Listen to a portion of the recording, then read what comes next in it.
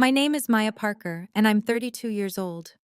The day my parents called me a burden and slammed the door in my face, they had no idea I was carrying $3 million in my bag. Well, not the cash itself, but the proof of it. A single envelope that would change everything between us. They threw me out in front of the neighbors, humiliated me on their doorstep, and told me I was nothing without a job. What they didn't know, I'd just inherited my grandmother's entire estate. And what I did with that money, specifically what I bought, left them speechless when the truth came out. This is a story about family, respect, and what happens when you finally stop begging for approval and start setting boundaries instead. Before I tell you exactly what happened, please take a moment to like and subscribe, but only if you truly enjoy this story. I'd also love to know, where are you listening from, and what time is it there? Drop a comment below. Now let me take you back to that day. It was a Tuesday morning when everything fell apart. I'd lost my job 3 hours earlier. 8 years as a software engineer, gone in a single meeting. Budget cuts, they said. Nothing personal. But it felt personal when I walked out of that building with my box of desk supplies and nowhere to go. My apartment lease was ending in 2 weeks. I had savings, sure, but not enough to feel secure. So I did what I thought any daughter would do. I drove to my parents' house and asked for help. The house sat on a quiet street in a neighborhood where everyone knew everyone. I parked in the driveway, grabbed my backpack, and walked to the front door. My hands were shaking as I knocked. My mother opened the door.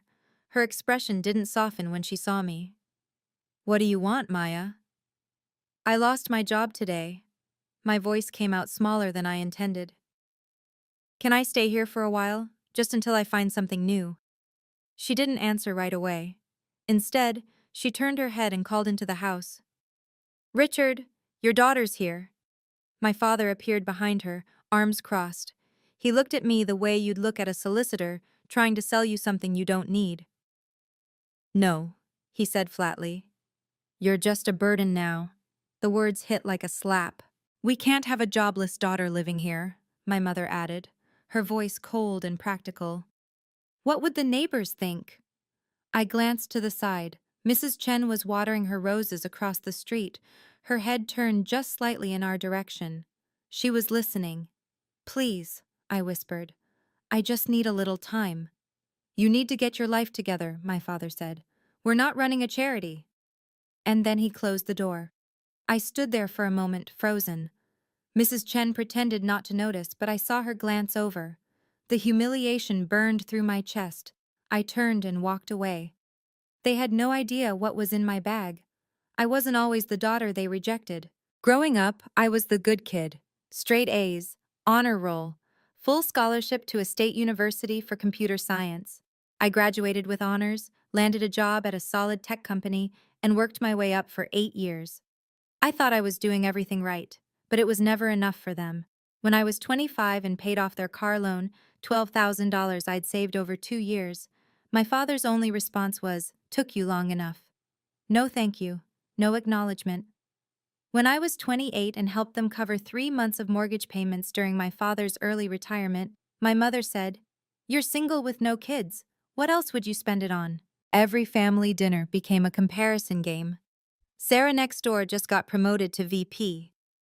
The Chen's son bought his parents a vacation home.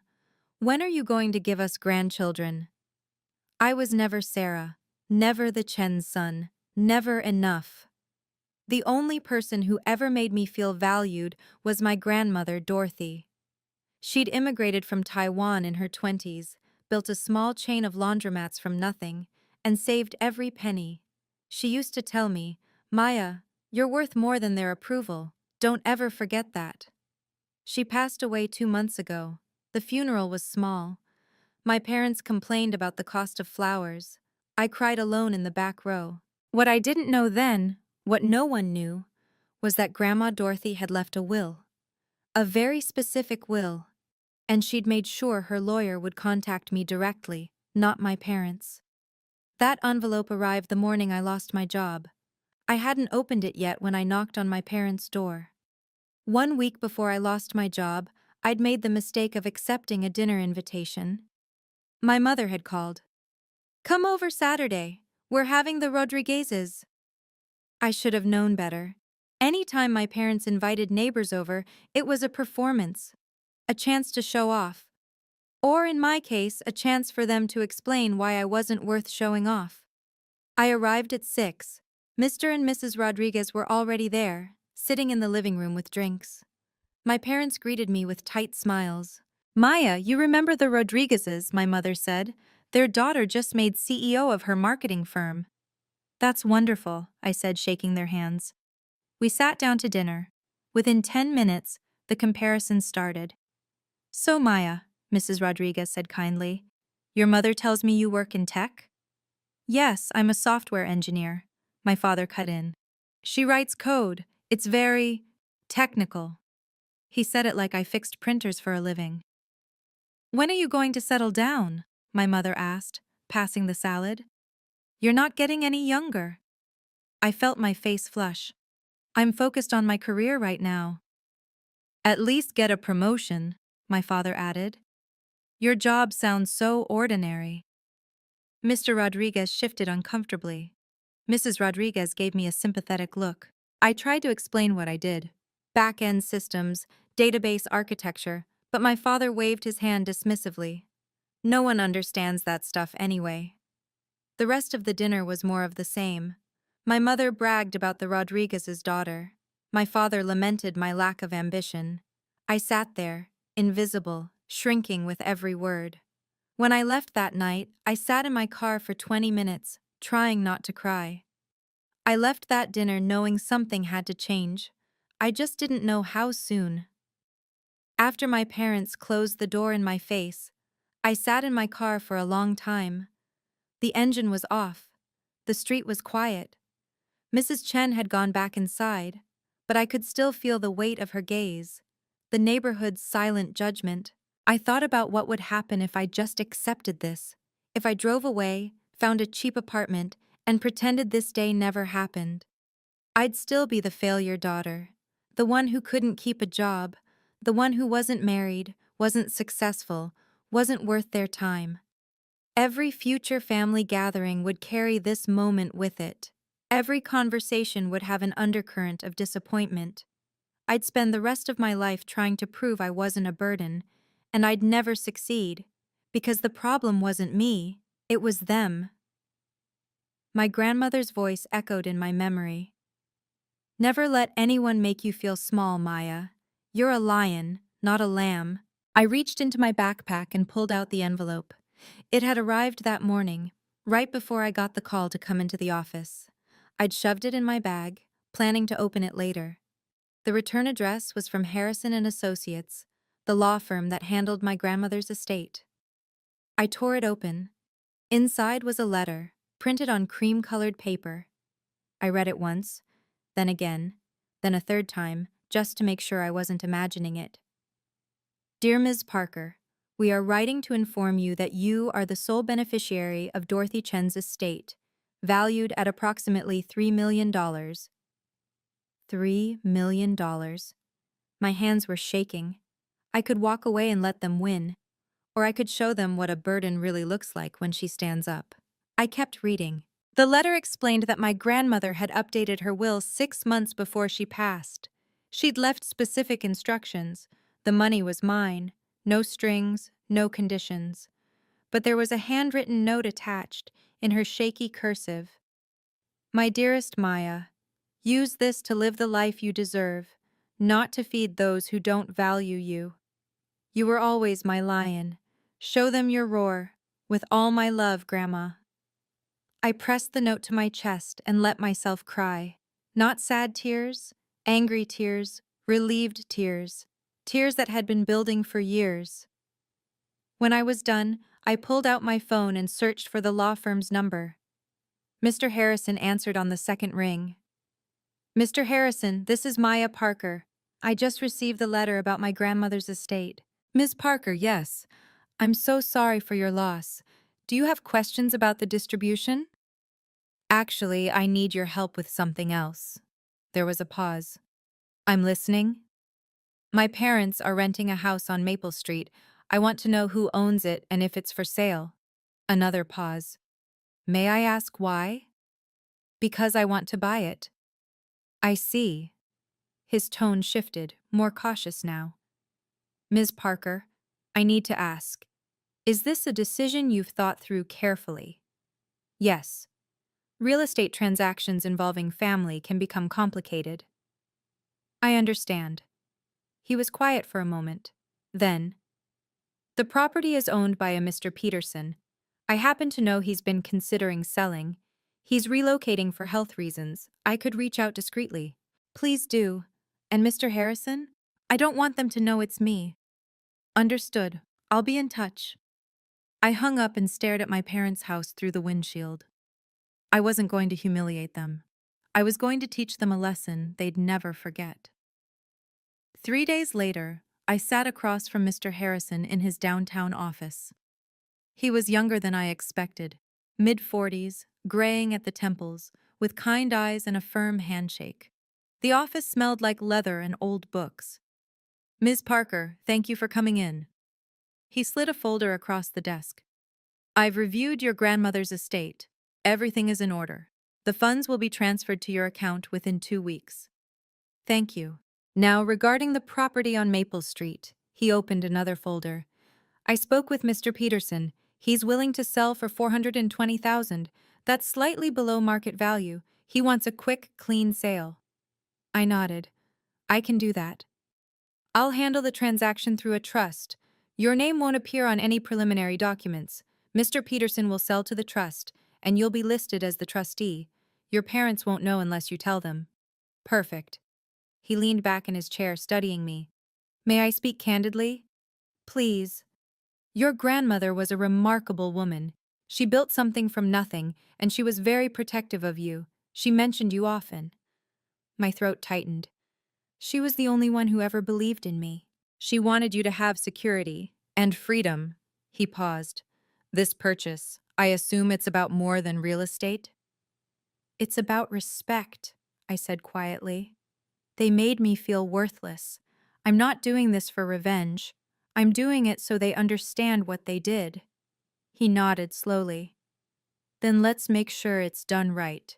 Legally. Cleanly. That's all I want. Good. I'll draw up the papers. I'm not doing this for revenge. I'm doing it for respect. 1 week after I signed the initial purchase documents, my mother called. I almost didn't answer. But curiosity won. Hello? Maya, it's your mother. Hi, Mom. No. How are you? No. Are you okay? Just. The neighbors keep asking about you. Mrs. Chen saw you leaving last week. It's embarrassing. I closed my eyes and counted to 3. Embarrassing for who? For us. People are talking. My father's voice came through in the background. Tell her to find a job and stop making us look bad. Did you hear that? My mother asked. I heard. Well, have you found anything yet? I'm working on it. Working on it isn't good enough, Maya. You're 32 years old. You should have your life together by now. Do you even care how I'm doing? She sighed like I was being difficult. Of course we do. But you need to get your life together first. We can't help you if you won't help yourself. I never asked for your help. Then why did you come here? Because I thought... I stopped myself. Never mind. My father's voice again, louder now. Is she crying? Tell her we don't have time for drama. Something inside me snapped. I have to go. Maya. I hung up. My hands were shaking, not from sadness, from rage. I opened my email and found the message from Mr. Harrison, sent that morning.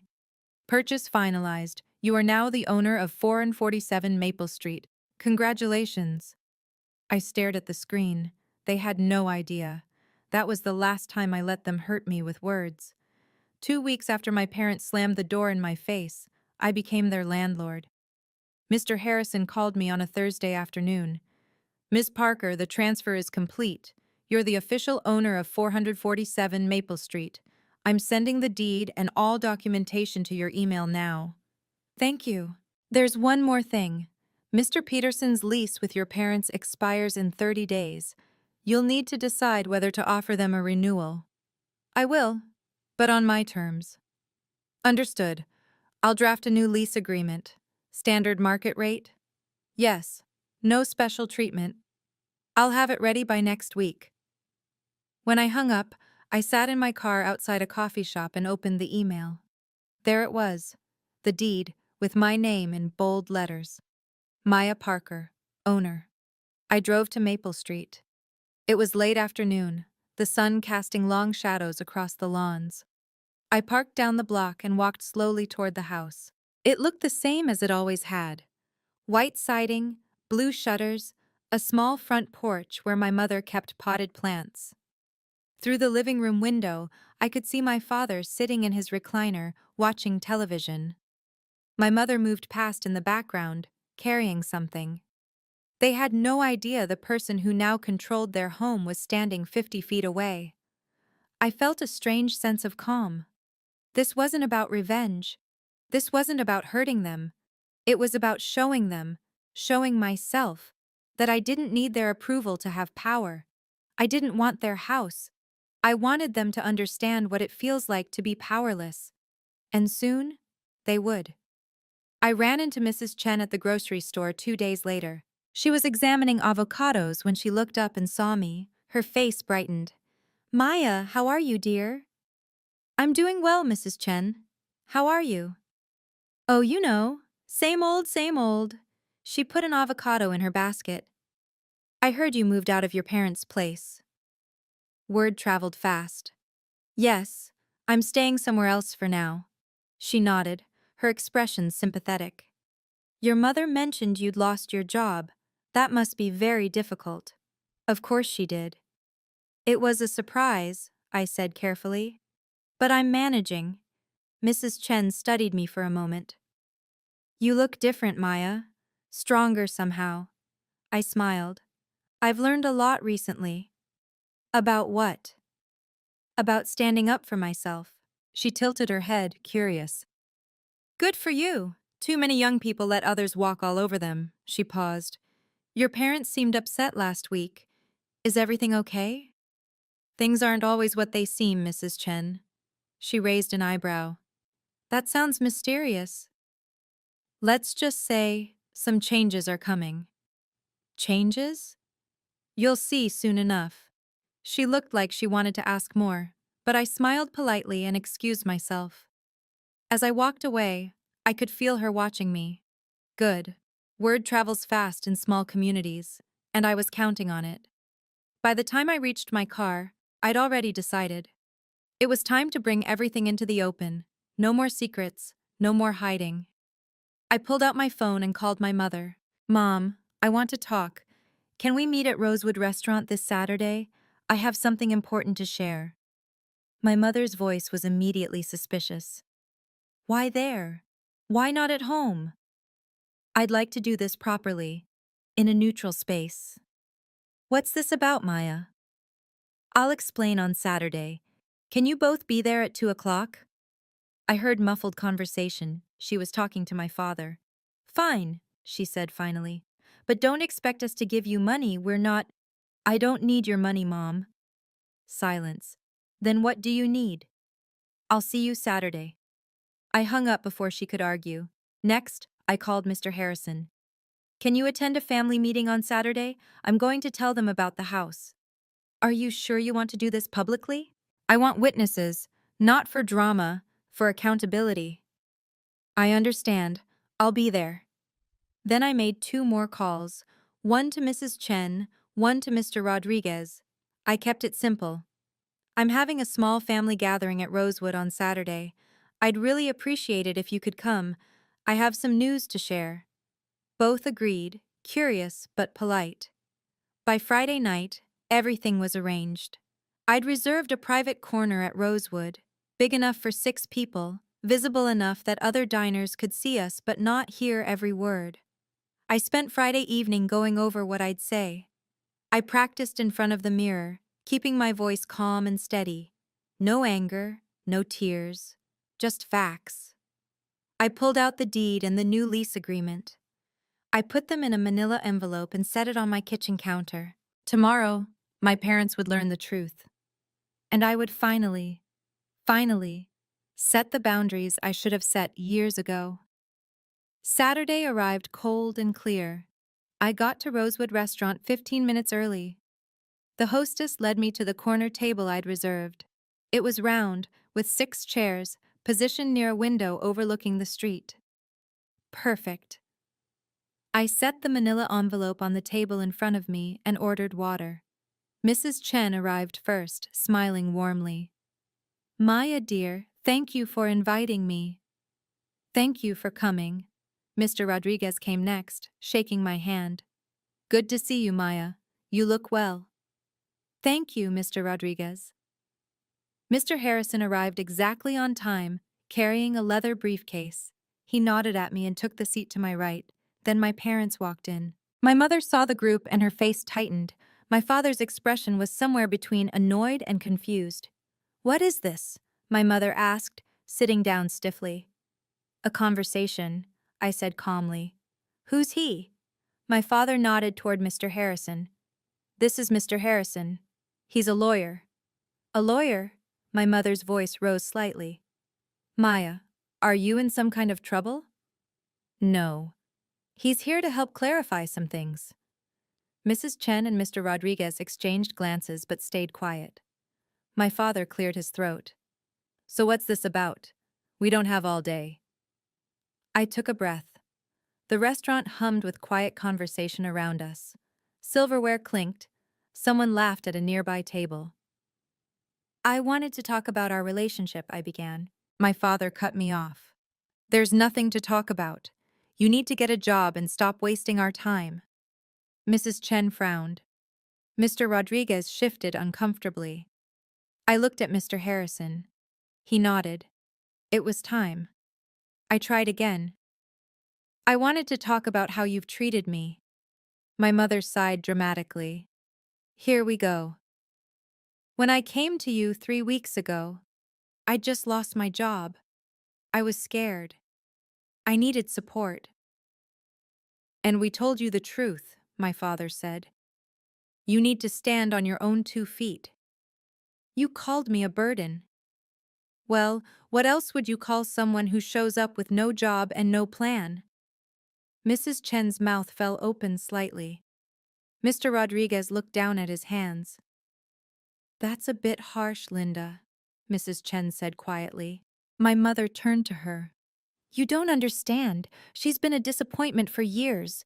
No husband, no children, barely keeping her job. We can't keep being embarrassed by her. The words hung in the air. I felt the familiar sting, but this time, something was different. I wasn't shrinking. I wasn't apologizing. Is that really how you see me? I asked. What else is there to see? My father said. Mr. Rodriguez spoke up, his voice firm. Richard, that's your daughter. I know who she is. Then maybe you should treat her like it. My father's face reddened. This is a family matter. You made it public when you threw her out in front of the neighborhood, Mr. Rodriguez said. My mother looked flustered. We didn't throw her out, we couldn't help her. You didn't even try, I said softly. Because you're a failure, my father snapped. The table went silent. I looked at Mr. Harrison. He nodded. It was time to show them exactly what kind of failure I was. I placed my hands flat on the table. My voice was steady. I want to share something with everyone here. What now? My father said. More excuses? No. The truth. I reached for the manila envelope and opened it slowly. Inside were 2 documents. I pulled out the first one, a letter from the law firm. 2 months ago, Grandma Dorothy passed away. My parents nodded impatiently. We know. So what? She left a will. We know that too, my mother said. What does this have to do with anything? She left me her entire estate. I paused. $3 million. The table went completely silent. My mother blinked. What? $3 million, I repeated. Grandma left everything to me. My father's face went pale. That's not possible. She would have told us. She didn't want you to know. I slid the letter across the table. Mr. Harrison can confirm it. Mr. Harrison nodded. It's all legal and properly documented. Ms. Parker is the sole beneficiary. Mrs. Chen gasped softly. Mr. Rodriguez leaned back in his chair, eyebrows raised. My mother stared at the letter like it might bite her. Why would she do that? Because she knew how you treated me. I kept my voice calm. She knew you measured my worth by my job title and my relationship status. She wanted me to have security and freedom. My father's hands were shaking. This is ridiculous. It's not, Mr. Harrison said. The estate has been fully transferred. I looked at my parents. You called me a burden, but burdens don't inherit millions. Burdens don't have power. I paused. But that's not all I need to tell you. Before I continue, I want to pause for just a moment. If you're listening to this story and it's touching something in your heart, maybe because you've experienced something similar, or because you believe everyone deserves respect, please leave a comment below. Share your thoughts. Have you ever had to set boundaries with family? What helped you get through it? I read every single comment, and I'd love to hear your story. And if you haven't already, please consider subscribing. It really helps me keep sharing these stories. Now let's see what happened next. I pulled out the second document. I also used part of that money to buy something. My father's eyes narrowed. Buy what? The house you're living in. For a moment, no one moved. Then my mother laughed. It was a sharp, disbelieving sound. That's ridiculous. We rent from Mr. Peterson. You did rent from Mr. Peterson, I said. He sold the property 3 weeks ago. To who? To me. The color drained from her face. Mr. Harrison reached into his briefcase and pulled out a copy of the deed. He placed it on the table. Mr. Peterson sold the property to a trust managed by Ms. Parker. The sale was finalized 2 weeks ago. She is now the legal owner of 447 Maple Street. My father grabbed the document and read it, his hands trembling. My mother leaned over his shoulder, her lips moving silently as she scanned the words. Oh my God, Mrs. Chen whispered. Mr. Rodriguez sat very still, watching my parents' faces. You bought our house? My mother stammered. Yes. Why would you do that? Because I could. My father slammed the deed down on the table. This is insane. You can't just— I can, I said calmly. And I did. But why? I leaned forward. You called me a burden. You threw me out in front of the neighbors. You told me I was nothing without a job. My voice was steady, but there was steel in it. I wanted you to understand something very important. I paused. Burdens don't own property. Burdens don't have power. I do. My mother's hands flew to her mouth. You can't kick us out. We have nowhere to go. I'm not kicking you out. She blinked, confused. You're not? No. My father's voice was hoarse. Then what do you want? I took a breath. I want you to understand what you did to me.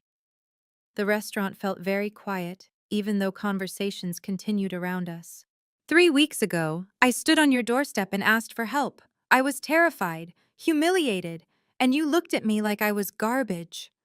My voice cracked slightly, but I pushed through. You didn't ask if I was okay. You didn't offer a hug. You called me a burden and shut the door in my face. My mother's eyes filled with tears. We didn't mean— Yes, you did. I cut her off gently. You meant it enough to say it. You meant it enough to hurt me in front of Mrs. Chen and anyone else who was watching. Mrs. Chen looked down at her lap. For years, I've tried to earn your approval, I continued. I worked hard. I paid your debts. I showed up to every dinner even when you spent the whole time comparing me to other people's children, and it was never enough. My father opened his mouth, then closed it. I'm not here to destroy you, I said. I'm here to teach you that love isn't conditional on success, that your daughter's worth isn't measured by her job title or her relationship status. Mr. Rodriguez nodded slowly. You owe her an apology, he said to my parents. My mother wiped her eyes. Maya, I'm sorry, I really am. My father looked at the table. We were wrong. Thank you, I said quietly. That's all I ever wanted to hear. I wasn't finished. You can continue living in the house, I said. My mother looked up, hopeful. We can? Yes, but there will be a new lease. My father stiffened. What are the terms? Mr. Harrison pulled out a document and slid it across the table. Standard residential lease, market rate rent, 1-year term with option to renew. My father scanned it. This is $1,200 a month. Peterson only charged us $900. Market rate, Mr. Harrison repeated. That's $300 more than we're paying now. That's what the property is worth, I said. No special treatment. My mother's voice was small. Maya, we can't afford. You'll have to budget differently, just like I had to budget when you refused to help me. Mr. Rodriguez cleared his throat. That seems fair. My father glared at him but said nothing. There's one more term, I said. Respect. My mother frowned.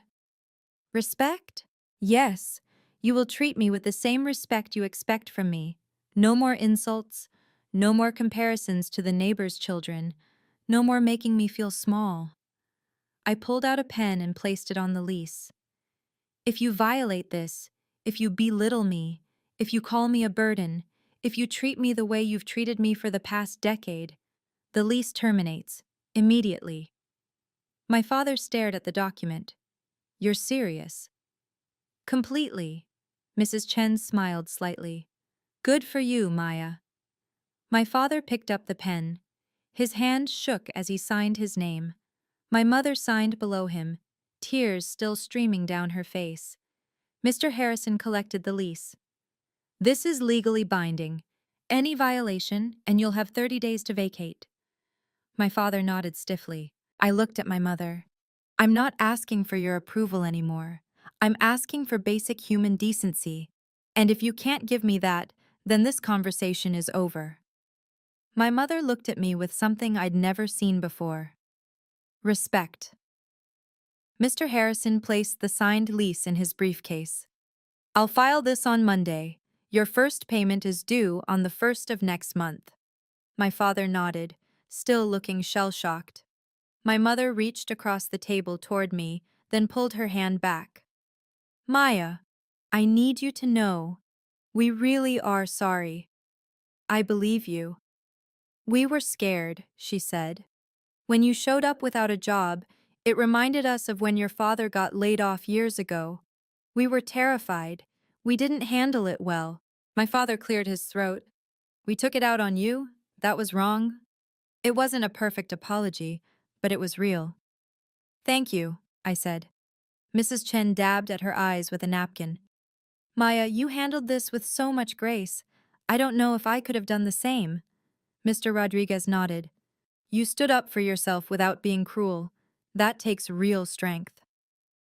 A woman at a nearby table glanced over, clearly curious about our group.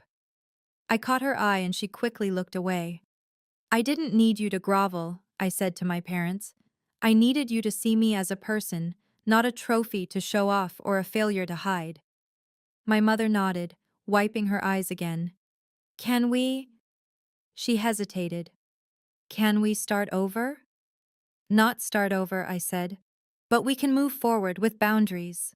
I can live with that, my father said quietly. Mr. Harrison stood. I think we're done here. Ms. Parker, I'll be in touch early next week. Thank you, Mr. Harrison. He shook my hand and left. The rest of us sat in silence for a moment. Then Mrs. Chen spoke. Maya, would you like to come to dinner next week? I make a wonderful pot roast. I smiled. I'd like that. Over the next few minutes, the conversation shifted. Mrs. Chen started talking about her own daughter, who lived across the country. I used to push her so hard about getting married. I thought I was helping. But after hearing your story, Maya, I realize I was just making her feel inadequate. Mr. Rodriguez nodded. My son dropped out of medical school last year. I was furious. I didn't talk to him for months. He paused. I called him last week and apologized. Your story made me think. I'm glad, I said. My mother listened, her face flushed with embarrassment. I always thought we were good parents, she said quietly. We provided for you. We paid for your education. You did, I agreed. But love isn't just financial support, it's emotional support too. My father looked uncomfortable but didn't argue. Mrs. Chen reached over and squeezed my hand. You've given us all something to think about. Thank you for being brave enough to share this. Thank you for being here, I said. Mr. Rodriguez stood. I should get going. But Maya, if you ever need anything, a reference, a connection, anything, you let me know. I appreciate that. He shook my hand and left. Mrs. Chen gathered her purse. I meant what I said about dinner. Next Friday? I'll be there. She hugged me. A real hug, warm and genuine. And then she was gone. It was just me and my parents now. We sat in awkward silence for a moment. Finally, my mother spoke. Can we give you a ride home? No, thank you. I drove. Okay. She stood slowly. We'll see you soon? Yes, soon. They left together, walking close but not touching. I sat alone at the table for a few more minutes, watching them through the window as they got into their car. The community I thought would judge me had actually become my support system. I paid the bill and walked out into the cool afternoon air. The street was quiet. A few cars passed. Somewhere nearby, a dog barked. I stood on the sidewalk and just breathed. For the first time in years, maybe in my entire life, I felt light. Not happy exactly, not triumphant, just free. Free from the weight of their expectations. Free from the constant need to prove myself. Free from the belief that I was somehow less than because I didn't fit their definition of success. I pulled out my phone and looked at the photo of my grandmother I kept as my wallpaper. She was smiling, standing in front of one of her laundromats, her arms crossed proudly. I did it, Grandma, I whispered. I roared. I could almost hear her voice. I knew you would, sweetheart. I always knew. I got in my car and sat for a moment, hands on the steering wheel. Through the restaurant window, I could see the table where we'd been sitting. The chairs were empty now, but I could still picture all of us there, the tension, the tears, the truth. I glanced in the rearview mirror and caught sight of my parents' car pulling out of the parking lot. They were talking to each other, my mother gesturing with her hands. For the first time, I didn't feel angry watching them. I didn't feel hurt. I just felt done. I didn't win because I had money. I won because I finally valued myself. I started the engine and drove away. But the story doesn't end there. If you've been following this story to this point, I want to ask you something. Do you think I did the right thing? Some people have told me I was too harsh. Others say I did exactly what needed to be done. I want to hear your opinion. Please comment below. Right if you support my decision, or wrong if you think I should have done something different. And don't forget to subscribe so you don't miss future stories. Now let's see what happened after that day. 1 month after the meeting at Rosewood, my mother called. Her voice was different, softer. Maya, it's Mom. Can we talk? Just the three of us? I hesitated. About what? About everything. Please. I agreed to meet them at a coffee shop downtown, neutral territory. When I arrived, they were already there, sitting at a corner table with 3 cups of coffee waiting. My father stood when he saw me, something he'd never done before. Thank you for coming, my mother said. I sat down. What did you want to talk about? They looked at each other. Then my father spoke. We've been thinking a lot about what you said, about how we treated you. My mother nodded. We realized we were terrible parents in many ways. I stayed quiet, letting them continue. We were so focused on what the neighbors would think, my father said, on how you reflected on us. We forgot to just love you. My mother's eyes filled with tears. My parents were the same way with me, always comparing me to my siblings, always making me feel like I wasn't enough. She took a shaky breath. I swore I'd never do that to my children, but I did it anyway. We did it worse, my father added, because we knew how much it hurt and we did it anyway. I wrapped my hands around my coffee cup. Why are you telling me this now? Because you deserve to know, my mother said, and because we want to do better. Can you forgive us? My father asked. I looked at them, really looked at them. They looked older, tired, but also sincere. I didn't forgive them right away, but I listened, and that was a start. Word of what happened at Rosewood spread through the neighborhood faster than I expected. Mrs. Chen told Mrs. Rodriguez, who told the Johnsons, who told everyone at the community center.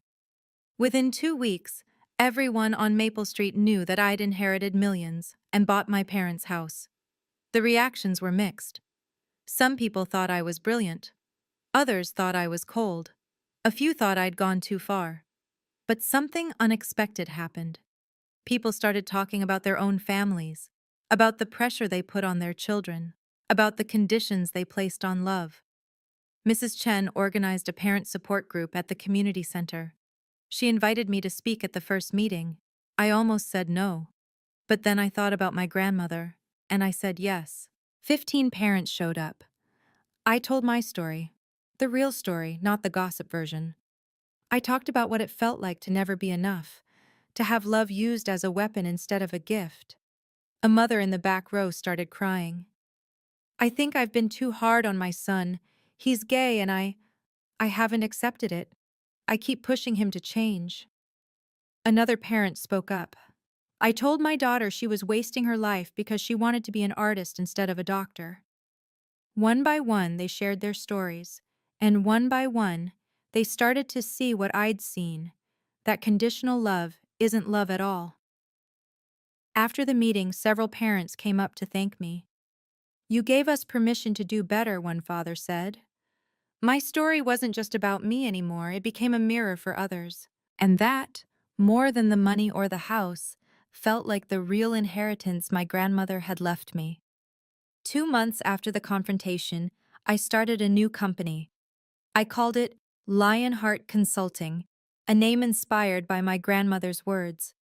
The mission was simple: help people set healthy boundaries with toxic family members. I offered free initial consultations. I connected people with therapists, lawyers, and financial advisors. I created workshops on emotional independence and self-worth. The response was overwhelming. Within the first month, I had 50 clients. By month 3, I had a waiting list.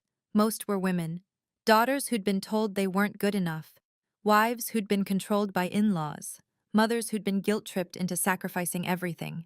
But some were men too. Sons who'd been pressured into careers they hated. Fathers who'd been cut off from their children by manipulative ex-partners. I helped them navigate difficult conversations. I helped them understand that setting boundaries wasn't selfish. It was survival. One woman, Sarah, came to me in tears. Her mother had been financially abusing her for years, demanding money, and then criticizing how Sarah spent what was left. Together, we created a plan. Sarah opened a separate bank account. She set a monthly limit on what she'd give her mother, and she practiced saying no. 3 months later, Sarah sent me a photo. She was smiling, standing in front of a new apartment she'd been able to afford because she'd stopped funding her mother's shopping addiction. You saved my life, she wrote. But I hadn't saved her life. She'd saved her own. I'd just shown her it was possible. This work, helping people find their worth, meant more to me than any engineering job ever had. Grandma didn't just leave me money, she left me a mission to help others find their worth, and I was just getting started. 6 months after that day at Rosewood, my relationship with my parents had changed. They still lived in the house. They paid rent on time every month. My father set up an automatic transfer to make sure they'd never be late. They called me once a week. Not to criticize, not to compare, just to talk. "How's your business going?" my mother would ask. "Really well. I'm hiring an assistant next month. That's wonderful, sweetheart." Sweetheart. She'd never called me that before. My father started asking about my life in ways he never had. "Are you happy, Maya?" "Yes, Dad. I am." "Good. That's all that matters." It wasn't perfect. Sometimes old patterns crept back in. My mother would start to say something about the neighbors, then catch herself. My father would open his mouth to give unsolicited advice, then close it. But they were trying, and that was more than I'd ever expected. We had dinner together once a month, always at a restaurant, neutral territory. We talked about safe topics, the weather, current events, my grandmother's old recipes.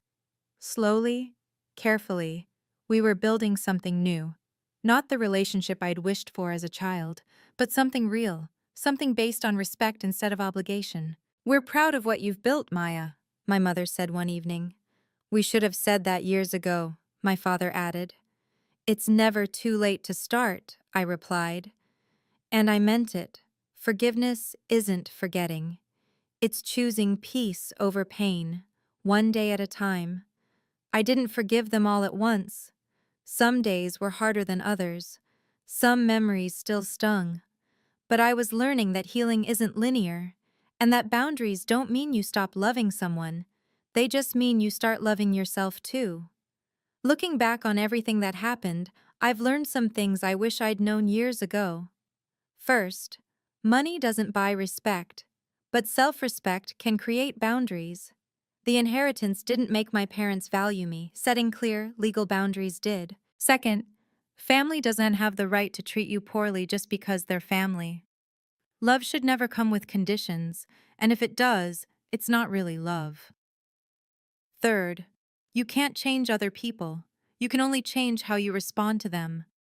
I couldn't make my parents see my worth, but I could stop waiting for their approval. Fourth, boundaries aren't selfish, they're self-preservation.